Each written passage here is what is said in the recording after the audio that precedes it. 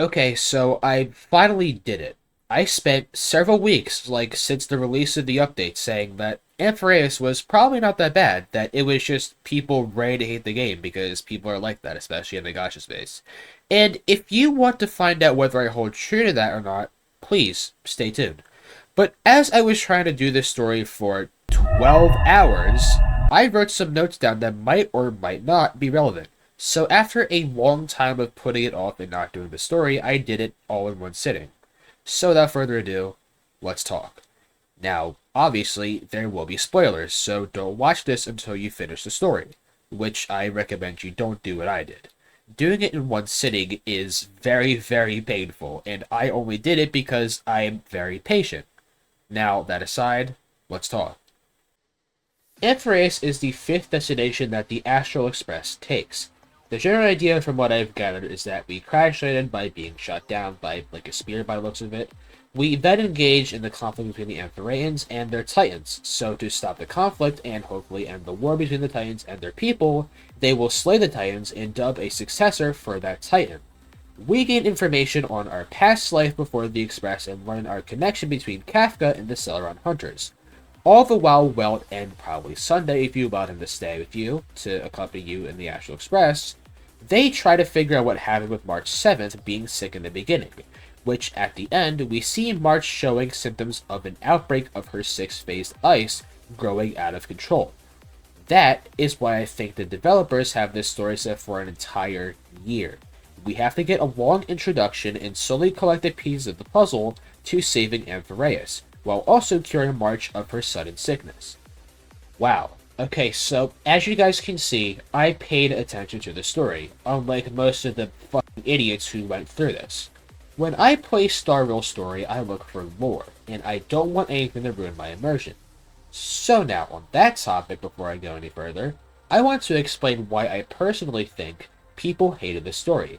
At least, majority of the people that I see online hated the story. So, as we know, Hoyoverse has been having problems with voice actors. The actors have been suddenly absent from pieces of their storylines, causing a lack of voices in certain parts of the story for some games. Genshin first had this issue in their game due to the boycott. Then ZZZ had the issue in 1.4 when we did the story with, like, Miyabi and whatnot. Anyways, and now HSR is showing issues during Amphireus. All of them were EN issues, and most of the ones complaining are Western players during the boycott Genshin stuff. So, that's one reason as to why it kind of ruined the story for some people. The voice actors were absent, and it kind of ruined it a bit. The second reason is because of general fear prior to release of the story.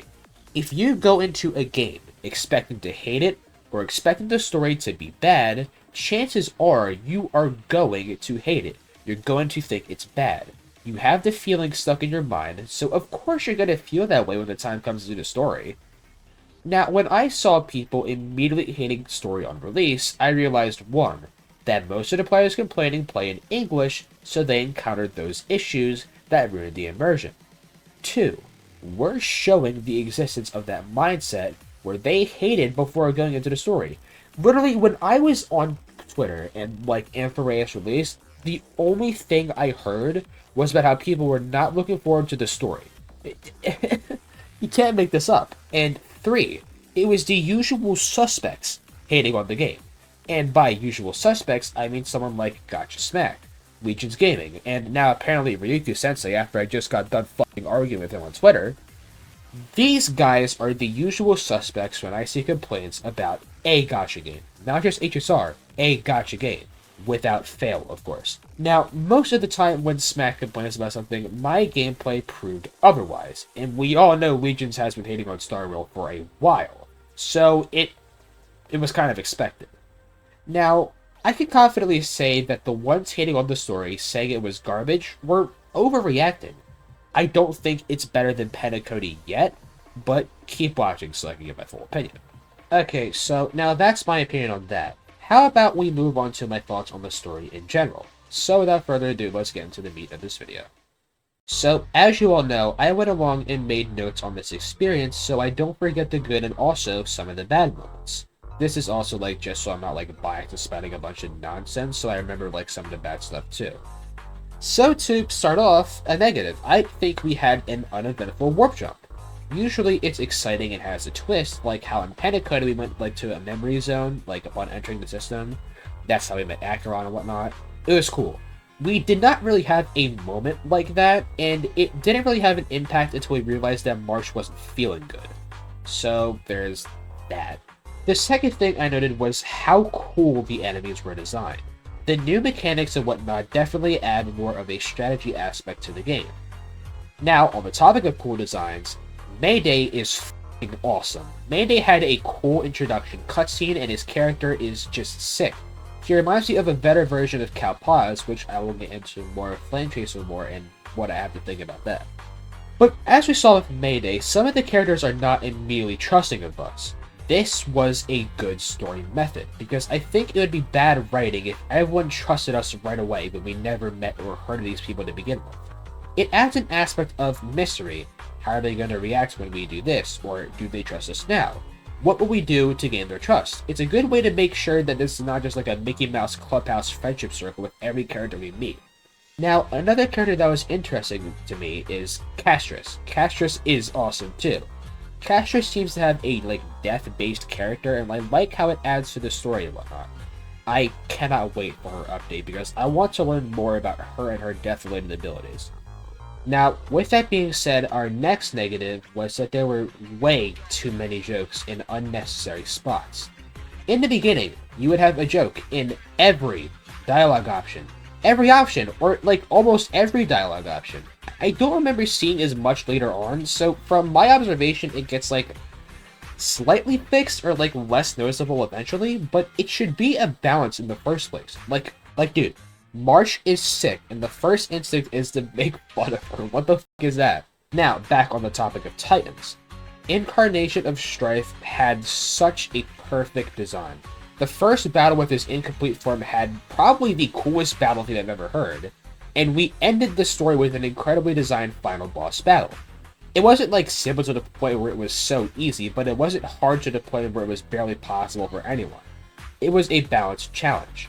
Now, I've struggled a bit myself because I wanted to try Rappa, against him, but I just went with going Acheron and she saved the day. Awesome. So, if you're enjoying the video so far, please be sure to like and subscribe for more commentary on HSR or just other gacha games. Now, let's continue. So, here's the thing.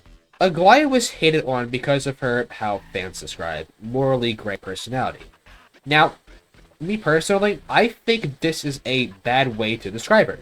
How I see Aglaya as is a very well-written character.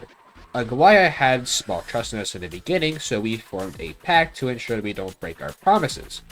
When we did break our promises due to a lack of being careful, we realized that we won't just get a slap on the wrist. She will show us that what we did was wrong. Aglaya is a perfect leader of her civilization. She will make sure nothing threatens her people no matter what, even if those threats are from the ones who forged heavy bonds with her. Also, we realized later on that Aglaya was testing us, and since we passed, we don't die. So no, this is, in my humble opinion, just another case of the dumb fuckers who don't know what they're talking about, placing labels on characters they don't like because they feel like it. Read a real fucking book. You're rotted by bad writing from other medias. On the topic of writing, there are obviously moments in the story where certain storytelling techniques would work perfectly, and an example is how a storybook cutscene would work so perfectly in the bath sprite scene. I don't want a butterfly switching voices to tell the lore. I want a children's history book style to make the lore fit the theme of ancient history and telling a story. I don't mind HSR's methods, but I think that method just would have worked better there. Now, we also see in the story, circling back to Flame Chaser stuff, that there are Flame Chaser references constantly. The Flame Chasers are an organization of heroes from Honkai Impact who banded together to solve the world's Honkai outbreak conflicts. Lots of Honkai Impact players love at least some of these characters, me included. The cat girl is fucking hot. That aside, there are constantly references to characters from the Flame Chasers and what the Flame Chasers do to make their world a better place. Now, on that topic, the characters are well designed. I feel that the character designs and what the characters are like in-game make complete sense. Mayday looks like a warrior and acts like a warrior. Finon looks like a younger version of Kevin from Honkai Impact, who made everyone around him happy and was the one who wanted to be a hero to the people the most. Castros, although being associated with death, looks like a gentle girl, and is a gentle girl. And Aguaya is my favorite because she looks kind and caring, but deep down, she's a strong, powerful leader. The character designs make sense, and I'm grateful for that. And while we're on the topic of character designs, I want to talk about Mem. Now, here's a hot take. Mem is not annoying. Now, let me explain. I can see why you would be annoyed because Mem says the same thing every time she speaks, or he speaks. Mem, mem, mem, mem, mem, mem, mem, mem. It gets annoying after a while, I can understand that. But here's the thing, I didn't let that bother me. You see, I focused on what Mem was trying to say, instead of how they were saying it. The same can be applied to real life to resolve conflicts, but we're talking about the gacha space. Now, since the gacha space is filled with, weak minds, all they focused on was Mem, without getting important information about who Mem is, or, what Mem is, or just getting any important information out of Mem in general. Now, with that said, here's your summary on what I gathered about, what Mem is. As we know, Mem is a member sprite who was born from the MC from being gazed upon by Fuli, the Aeon of Remembrance. Mem has a special ability to look into memories and recover lost memories by looking around and finding their pieces to those memories. We traveled back in time because of this ability. Because of that, we were able to restore history by going through and simulating these memories lost by the townspeople, to find the truth about what orchestrated this conflict in the first place, and how we could fix it. That is how significant Mem is. Grow the f up and fix your attention priorities. Please. Now, with all that aside, the music so far in Amphireus has been matching the mood consistently. When we were in a calm part of the story, calm music played. When there was a turn in the mood, the music changed accordingly according to that mood. Now, this is one of the key things that had me hooked. If the music matches the mood and it makes sense, you have my attention. Now, let me tell a little funny story about something that happened during the story completion. When I was in need of a break, or just a time to step back and recap what happened, I usually eat, walk around my home, just to get my legs not stiff and whatnot. Or in this special case, speed build Remembrance MC in 10 minutes after getting them. I'm really proud of this because a buddy of mine who also plays the game yelled at me for doing this. But you're probably wondering why I'm mentioning this, and that's because I need you guys to understand that you should do it at your own pace. Do not do what I did. What I did to myself is what I myself am able to do. I suggest starting the story, pausing at a good spot, continuing the story, rinse and repeat. Make sure you aren't overwhelmed is the first step to enjoying the story, because this story is a behemoth in terms of length. Because look at what I did, even I took some breaks time to time. Now, let's talk about how the end of part 1 of Amphireus was insane. So, first of all, we had an awesome Herta appearance, which leads us to almost having an audience with the Aeon of erudition, Noose, which also led to an insane cliffhanger on the Herta portion, which also built up to a diabolical cliffhanger at the end of the story. They pulled a Penacony Part 1 on us. A slow build-up, but worth it for what we got in the end. I just hope they don't pull a Firefly type of thing where a character dies and comes back because, oh, she's actually Sam and that's just an memorial project. Fuck off, no. When you kill a character, make sure they fucking stay dead. And if you want to revive them, do what you did for Taeyeon and make it make sense. Now, overall, I have to give this story about an 8 out of 10. It was definitely a good start, and it was fun. But Penacony showed me how much potential they have in terms of overall telling. I hate what they did for Firefly, but that's just a me thing, and that was their only offense for me. Ryuki Sensei can spout all of this fucking nonsense about how bad it was, but Penacony to me was the best gacha game story I've ever seen. So I hope Amphireus, in its plan to be year-long lifespan, steps up Penacony. But yeah, that's about it for today's video. If you enjoyed today's video, please be sure to like the video and subscribe for more gacha gaming content. We're trying to reach 500 subs, so subscribe to make that possible. Comment down below what you want to see next, and check out my community tab and Discord for updates on upcoming videos. Be sure to also check out my Twitter. I should post for comic fairy creators and some dumbasses, especially recently. So check that out as well. And with that, I'll see you guys in the next one. I need a fucking drink. And I can't get enough.